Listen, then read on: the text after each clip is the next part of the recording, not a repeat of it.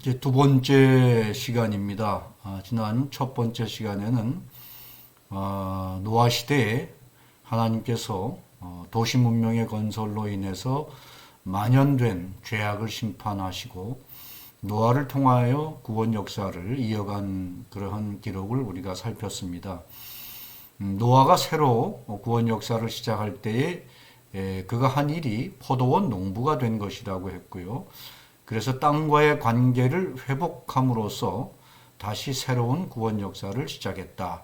즉 농인으로서의 정체성을 다시 회복함으로써 구원 역사가 시작됐다는 사실을 말씀드렸습니다.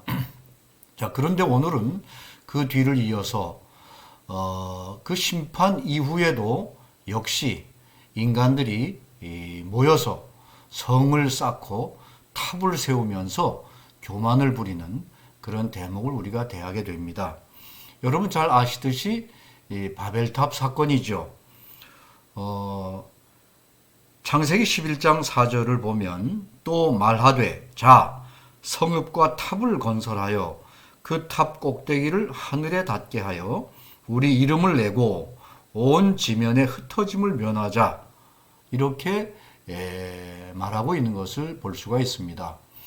성읍을 세우고 탑을 쌓고 모여서 단합해서 인간들이 단합해서 하늘 꼭대기까지 하나님에게까지 올라가서 그 이유는 우리 이름을 내자. 이름을 내는 게 명예지요. 아주 자긍심, 자만심이죠. 자만심이 아주 충만한 모습을 우리가 볼 수가 있습니다.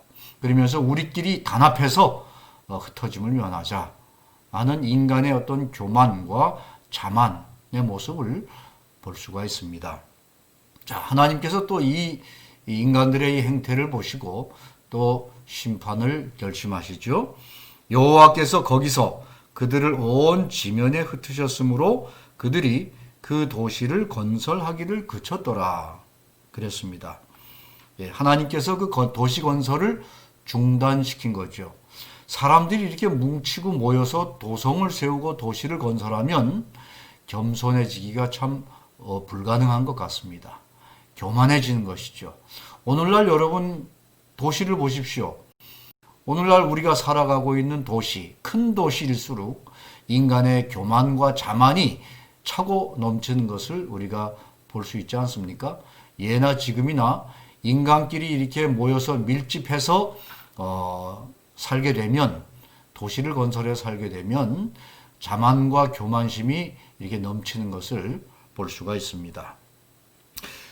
이 도시 건설 유혹의 밑바탕에 뭐가 있는가? 단합해서 하늘에 닿으려고 하는 그런 교만이 자리 잡고 있다는 것을 보여주고 있습니다. 그래서 하나님께서 이번에는 홍수 심판이 아니라 말을 서로 다르게 해서 혼잡게 함으로써 서로 소통을 불가능하게 해버렸습니다. 그래서 결국은 흩어지고 말았죠. 물론 이것은 신약시대의 이제 오순절 다락방 사건으로 성령 체험을 통해서 각국에서 온 사람들이 하나의 말로 이해할 수 있었던, 즉 다시 소통이 성령의 능력을 통해서 가능하게 된 것으로 이제 회복되는 역사가 일어난다고 우리는 또한 생각하고 있습니다. 인간의 교만으로 인해서 언어가 서로 다르고 혼잡하게 된 것이 성령의 능력을 통해서 성령 체험을 통해서 다시 하나가 되는 것을 우리가 알 수가 있는 것이죠.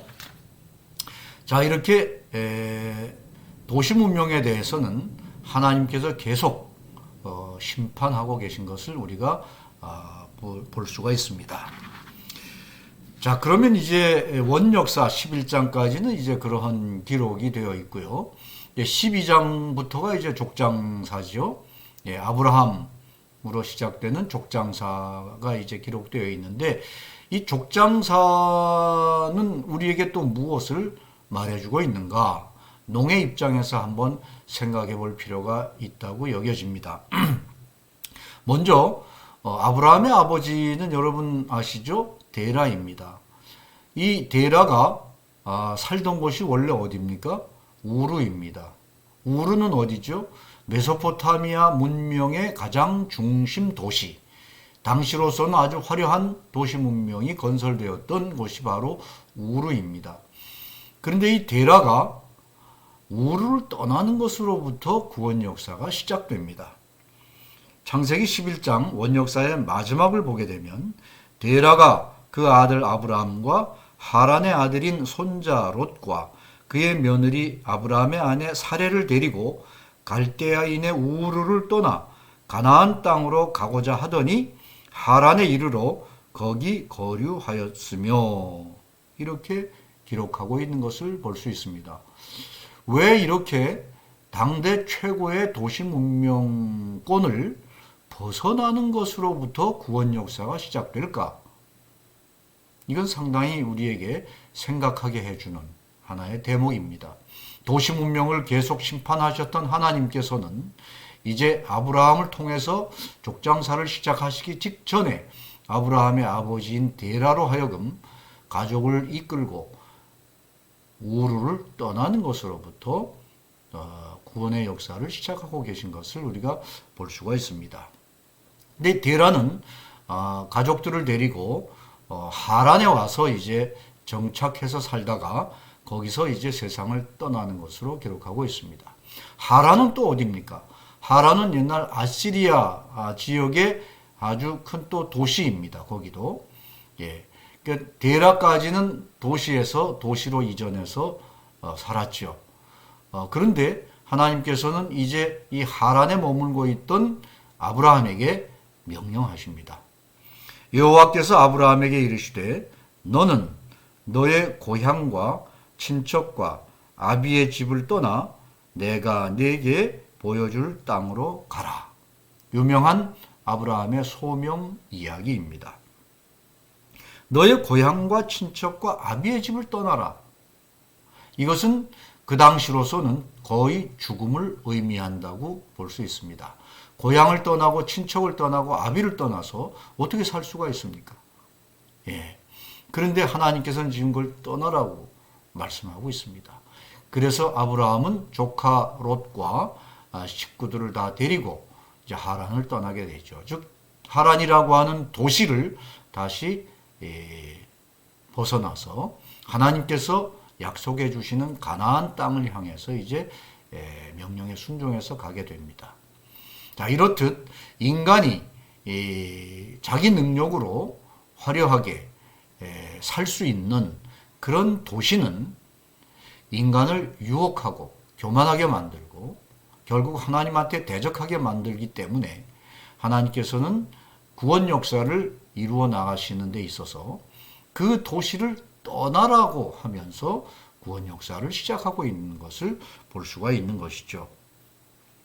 즉 구원 사역의 시작은 도시 문명이 최고로 발달한 우르와 하란을 떠나는 것으로부터 시작하고 있다. 그런 말씀입니다.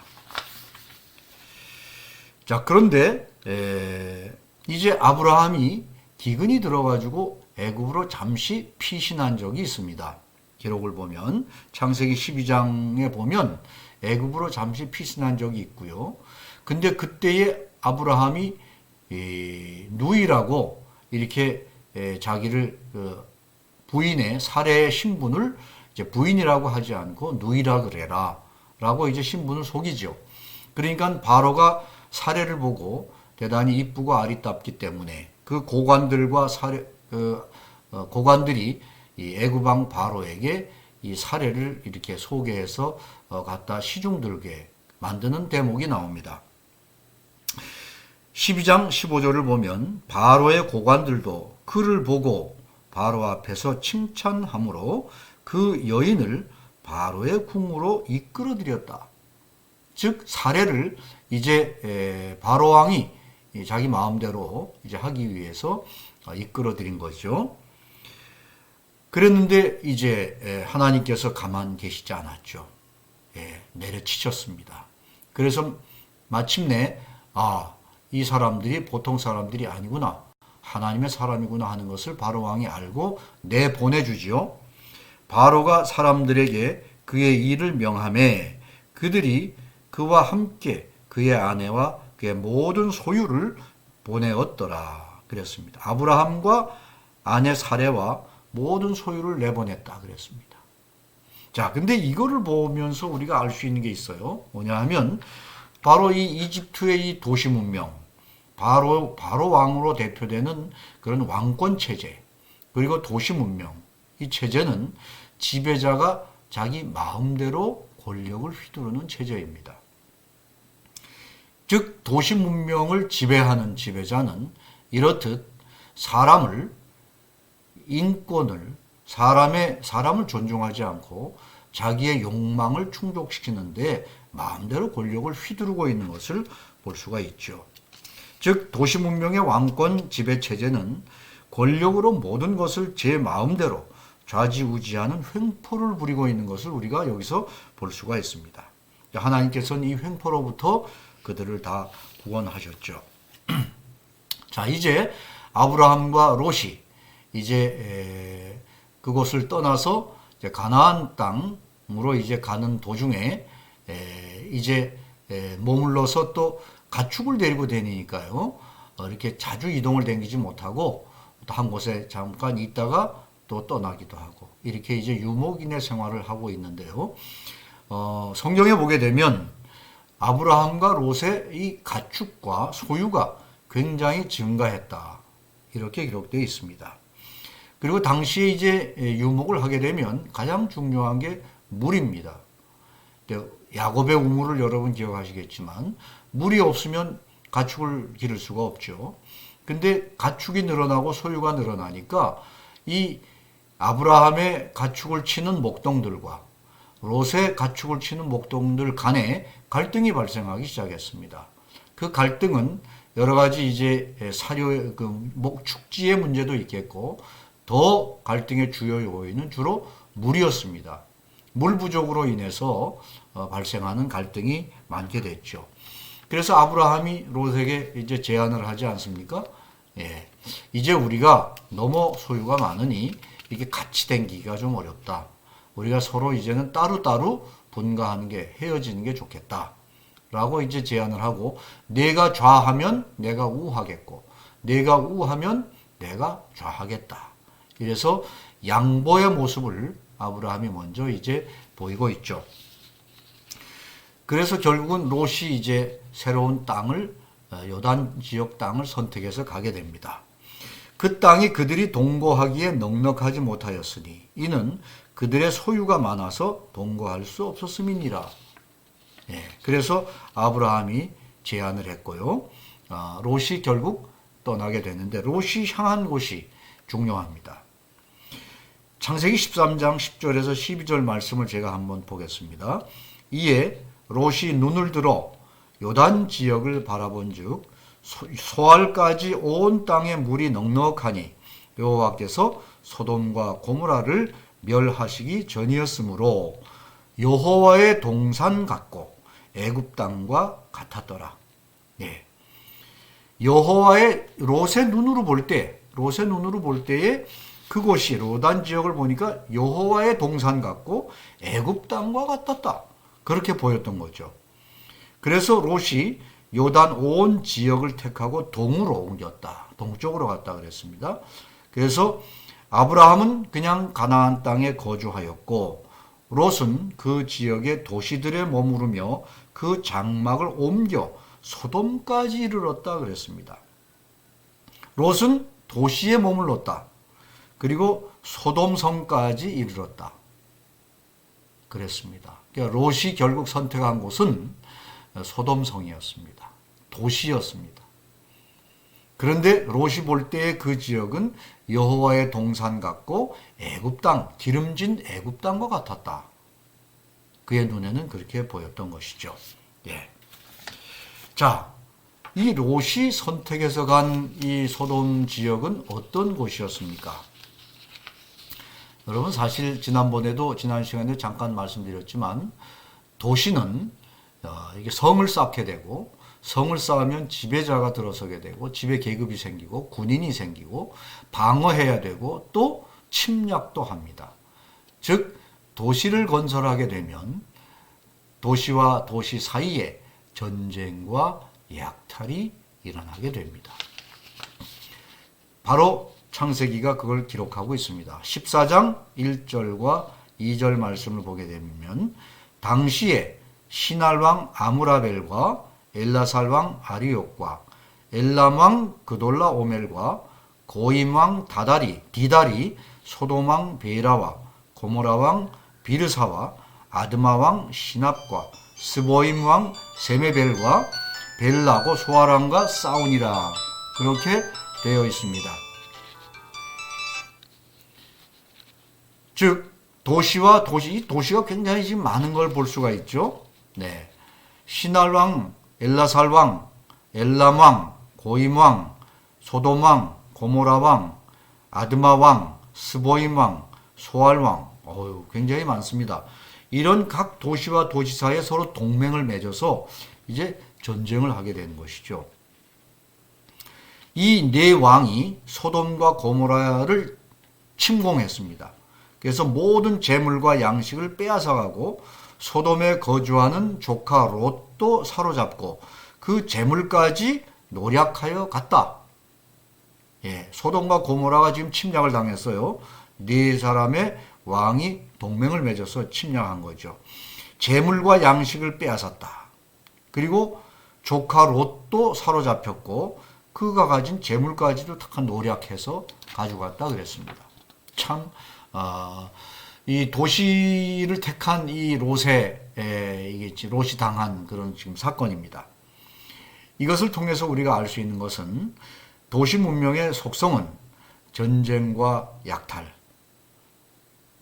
권력의 집중화와 피지배 구조의 형성으로 인한 욕망의 구조화를 우리가 여기서 볼 수가 있습니다. 지배자는 성을 지배하는 지배자 왕은 욕심을 갖죠. 예, 사람은 탐욕이 있어서 더 가지고 싶어하고 더 넓히고 싶어하고 더 큰 성을 차지하고 싶어하고 이게 지배자의 욕망입니다. 그러니까 전쟁은 필연코 벌어질 수밖에 없는 상황이죠. 도시를 건설하면 그렇습니다. 자, 여러분 최근까지 지금도 우리 인류는 전쟁 많이 하고 있습니다. 바로 세계적인 전쟁까지 2차 세계대전까지 우리는 다 겪었습니다. 그리고 지역적으로 분쟁도 지금 계속 발생하고 있고 무엇보다도 우리나라도 지금 남과 북 사이에 분단 지속되고 있습니다. 평화협정 체결도 안 되어서 지금은 정전 상태입니다. 언제든지 전쟁이 일어날 수 있는 그런 상태입니다. 예. 인류의 역사는 어떻게 보면 도시 문명 건설과 함께 전쟁의 역사다. 이렇게 이제 볼 수가 있죠. 그 전쟁이 어떻게 시작되었는지 그 시초의 모습을 성경은 우리들에게 지금 보여주고 있습니다. 자, 근데 롯을 한번 우리 살펴볼까요? 예. 롯은 삼촌인 아브라함과 분가할 때도 요단 동쪽의 도시들을 택해서 갔죠. 그래서 소돔까지 장막을 옮겼다 그랬습니다. 그리고 전쟁으로 잡혀가고 재산도 다 약탈당했습니다. 그런데 어떻게 됐습니까? 아브라함이 그 소식을 듣고 달려가서 조카 롯과 그의 가족 그리고 모든 재물까지 다 찾아가지고 돌려 주었습니다. 그런데 그 이후에 롯이 또 택해서 산 곳이 어디입니까, 여러분? 바로 또 소돔입니다. 그 소돔성에 살다가 이렇게 전쟁에 피해를 당했음에도 불구하고 또 그가 간 곳이 소돔이었습니다.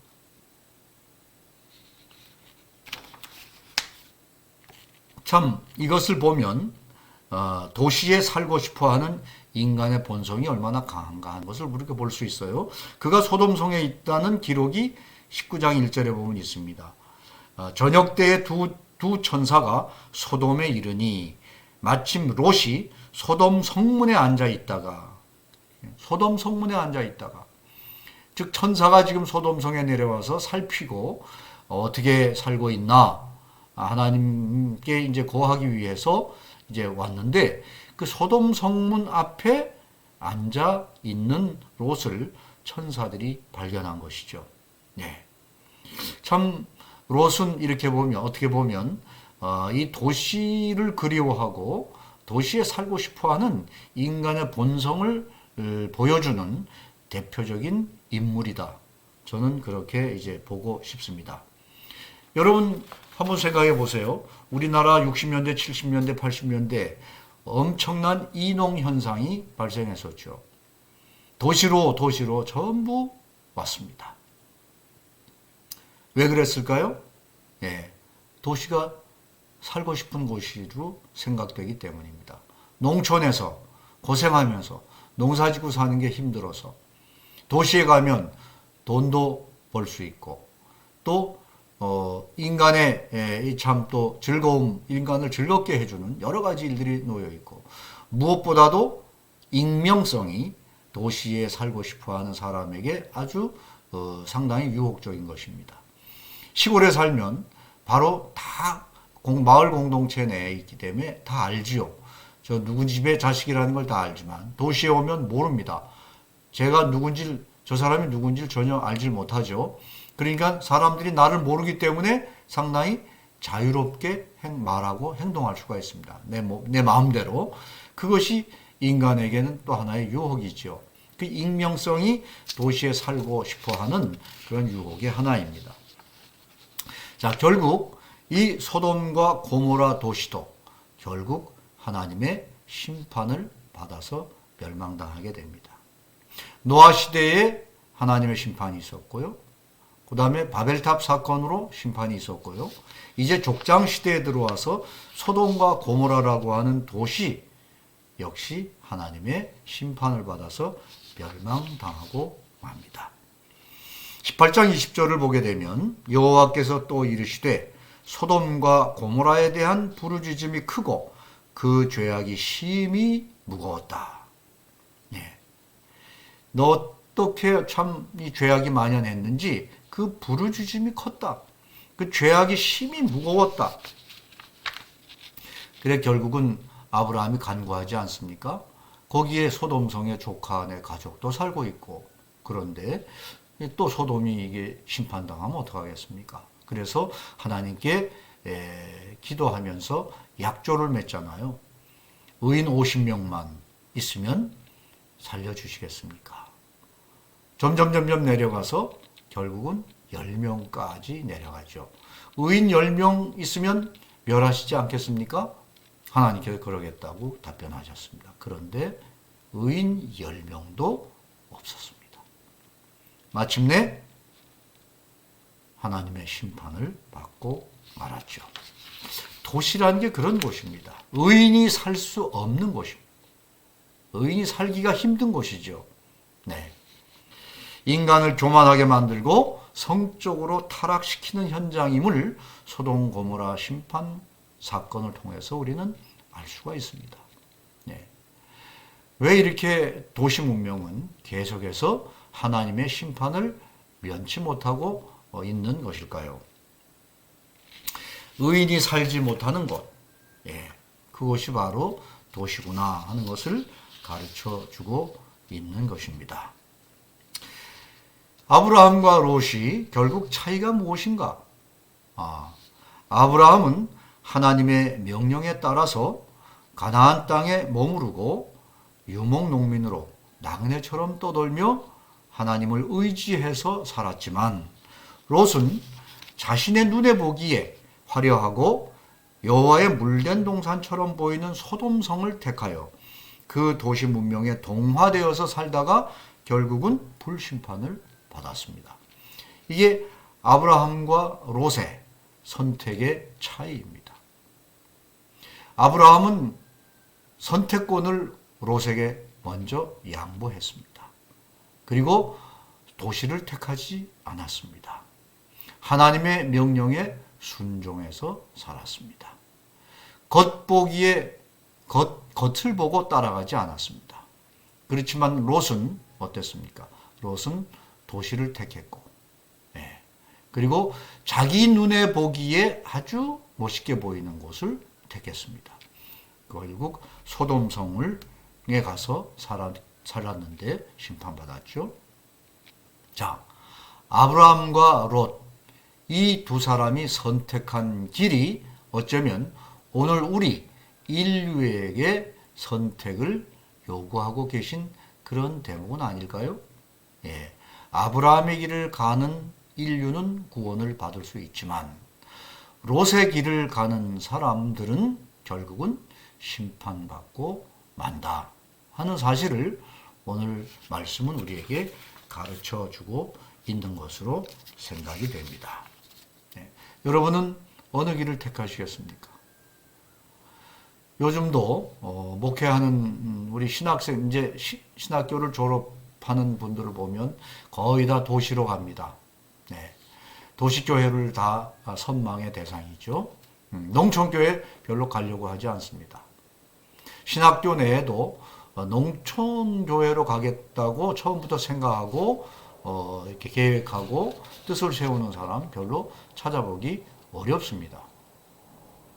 왜 이렇게 다 도시를 선호할까요? 예. 농촌은 안 가려고 하는데 오늘 성경 말씀에 비추어서 보면 우리는 과연 신학생으로서 목회자 후보생으로서 어떤 길을 선택해야 될까? 한번 깊이 생각해 볼 필요가 있다고 여겨집니다.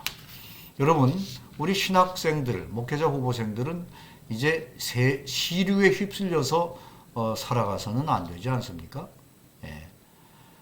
세상을 거슬러서 사는 것이 우리 목회자, 하나님의 종들의 길이어야 되리라고 생각합니다. 예수님께서도 말씀하셨듯이 좁은 문으로 들어가라. 넓은 문은 사람들이 다 그리로 간다. 좁고 협착한 이 좁은 문, 사람들이 안 가는데 그 길이 바로 생명의 길이다. 말씀하고 있습니다. 그게 바로 구원의 길이라는 얘기죠. 아브라함의 길, 예. 롯의 길이 아닌 아브라함의 길이 바로 구원과 생명의 길이라고 하는 것을 말씀해주고 있지 않습니까? 여러분은 앞으로 임지를 어디를 택하시겠습니까? 성경 말씀이 근본적인 가르침을 주고 있는 이 성경 말씀에 순종할 것입니까? 아니면 내가 보기에 롯처럼 인간의 눈으로 보기에 화려하고 물된 동산 같고 이집트 같은 그런 곳을 선택하시겠습니까? 이것은 오늘 우리에게 아주 중요한 과제를 던져주고 있다고 생각합니다.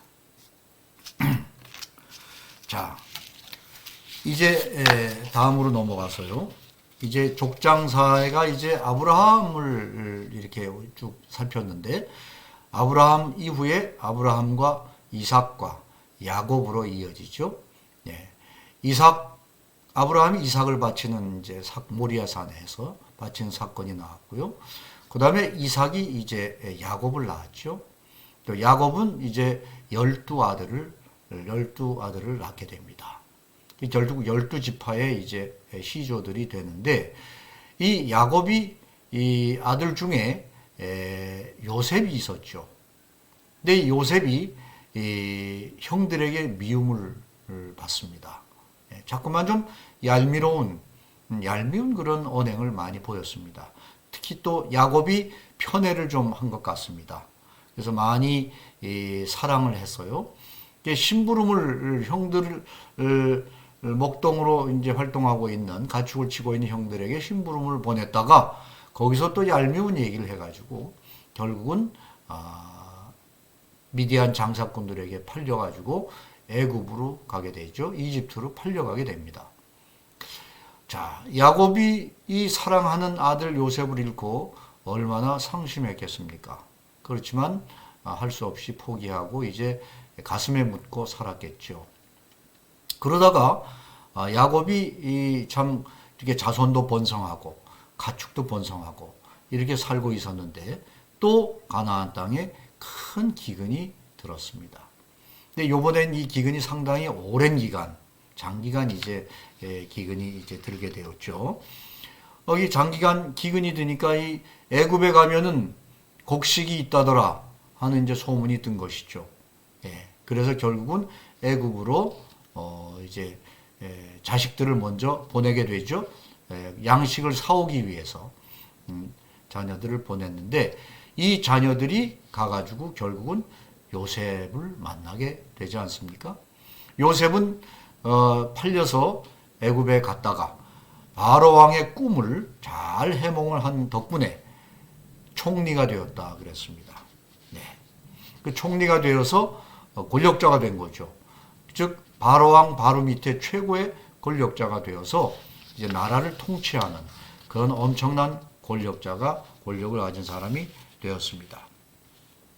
자, 그러게 되니까 그러나 이제 형들은 이 동생 요셉이 그런 높은 사람이 되어 있으리라는 건 상상도 하지 못했었겠죠. 근데 결국은 몇 번 골탕을 요셉이 형들을 골탕 먹이죠. 골탕 먹이다가 결국은 정체를 드러내고 내가 형님들 내가 바로 요셉입니다. 이렇게 이제 고백을 하게 됩니다. 이 얼마나 형들이 놀랐겠습니까? 이젠 죽었구나. 우리가 너를 얼마나 괴롭히고 이렇게 참 죽음으로 내몰았는데 이런 권력자가 되었으니 이젠 죽었구나 하고 이제 사시나무 떨듯이 아마 떨었을 겁니다. 그때에 이제 요셉이 형들에게 말을 하죠. 형님들 걱정하지 마십시오.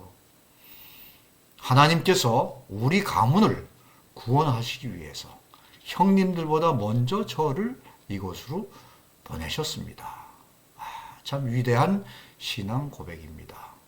그래서 결국은 양식을 이제 가지고 돌아오게 되죠. 아버지 야곱에게 와서 이제 동생인 요셉이 애굽에서 이러한 권력자가 돼 있다 하는 그런 소식을 전하게 되죠. 그리고 마침내 이제 온 집안을 이끌고 애굽 땅으로 다시 내려가게 됩니다. 두 번째 시간은 여기까지 하겠습니다.